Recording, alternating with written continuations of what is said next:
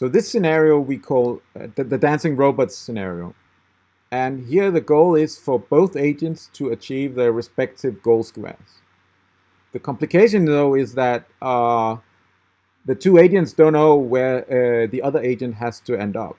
So the robot has to end up at one of the squares marked by a face of the robot. And only one of them is the correct goal, but the human doesn't know. And vice versa, the human has to end up in one of the squares that is not marked by the robot face. So the bottom one and the one, either the bottom one and the one to the far right. And the robot doesn't know which one is the correct one. And since it's a joint goal, they have to solve the problem by collaboration. And of course, they need to be able to take the perspective of each other in order to be able to even solve this problem.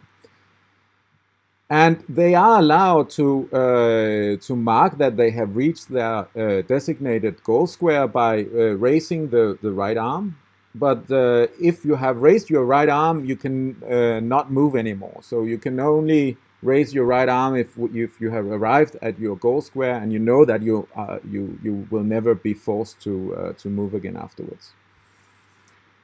In order to start the scenario, to start the robot planning, the human has to lift his left arm. So let's see, now he does so, and let's see what happens.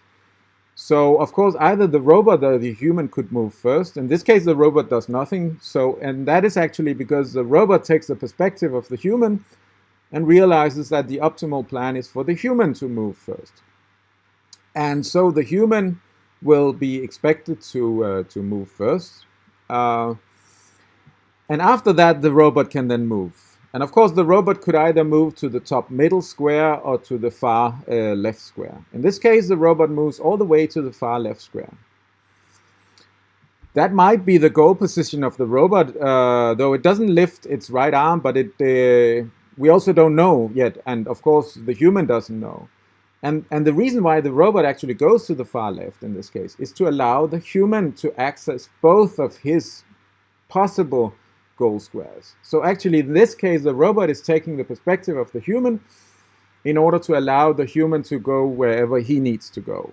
So let's see what the human then does. So the human moves backwards and to the right. Oh, and now he actually lifts his right arm, saying that I am where I'm supposed to be. The robot moves to the top middle square and also lifts its arm and saying that it is where it has to be.